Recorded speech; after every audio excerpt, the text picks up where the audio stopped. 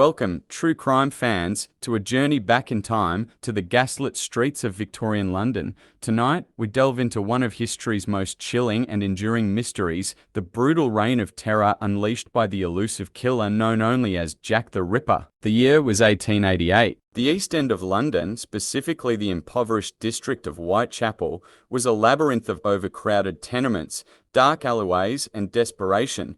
It was a place where life was cheap and shadows held secrets, but even in this harsh environment, nothing could prepare its residents for the horror that was about to unfold. Whitechapel was home to thousands of struggling families, immigrants, labourers, and women forced into prostitution simply to survive. Poverty, crime, and disease were rampant. The streets were dimly lit by flickering gas lamps, and the fog that rolled in from the Thames seemed to swallow entire alleyways whole. It was in this bleak and unforgiving setting that a predator began to stalk the night. On August 31, St. 1888, the body of a woman named Mary Ann Polly Nichols was discovered in Bucks Row. Her throat had been brutally slashed, and her body mutilated in a way that shocked even seasoned police officers. It would not be the last. Over the following weeks, more women were found murdered under similarly gruesome circumstances. Annie Chapman, Elizabeth Stride, Catherine Eddowes, and finally Mary Jane Kelly. Their deaths would cement the legend of what became known as the Canonical Five. The killer's methods were swift and savage.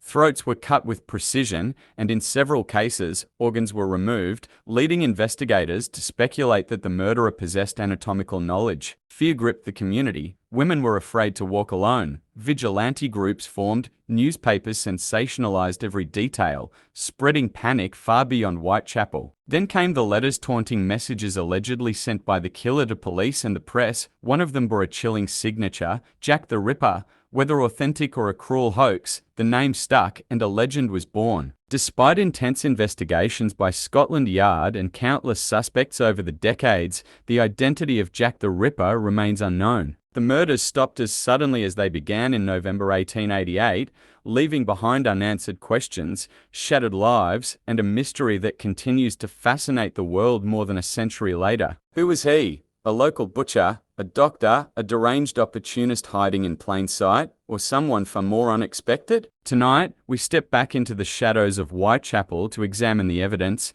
the victims, and the theories in search of the truth behind one of history's darkest chapters. Between August and November 1888, at least 5 women, Mary Ann Nichols, Annie Chapman, Elizabeth Stride, Catherine Eddowes, and Mary Jane Kelly, were murdered in Whitechapel. Known as the Canonical Five, they were women living in extreme poverty, many relying on prostitution to survive.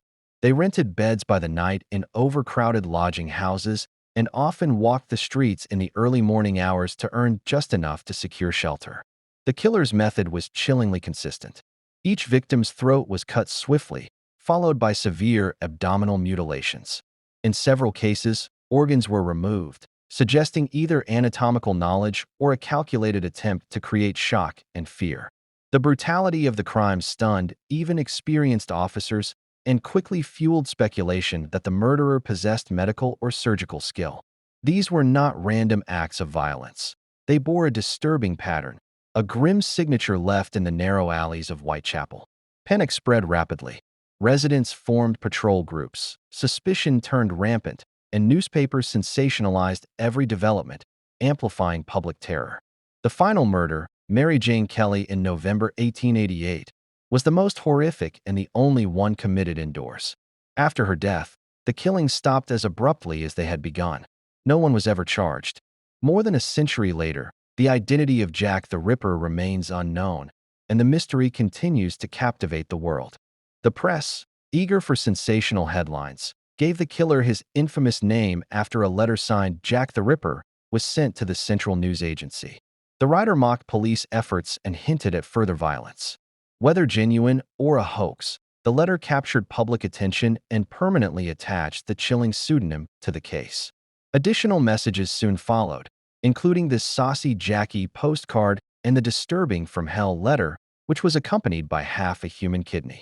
These communications intensified fear and chaos, portraying a killer who not only murdered but seemed to taunt authorities and exploit media coverage.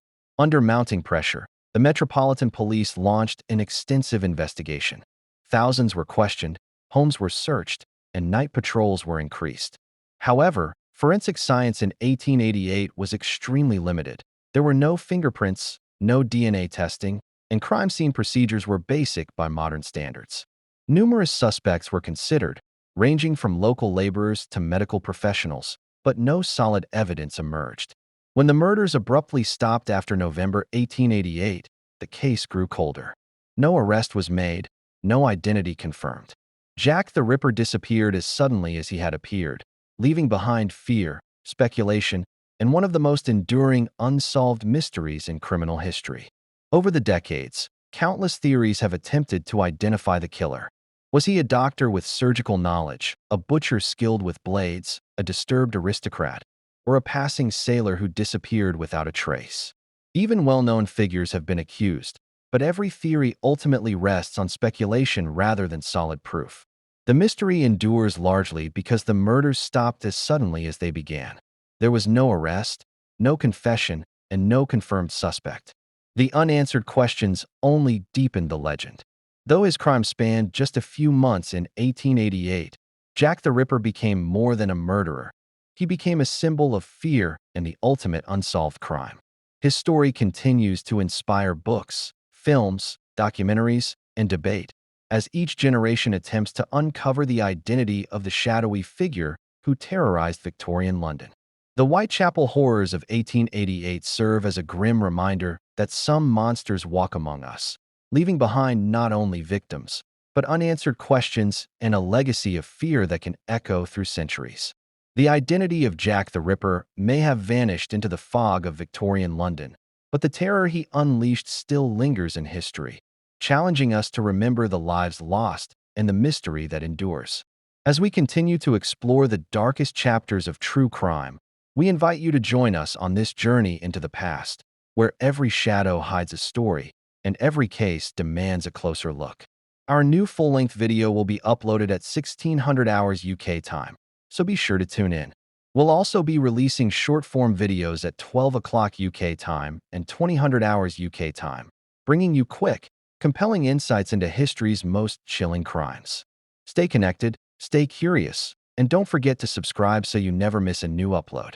The next mystery is just around the corner.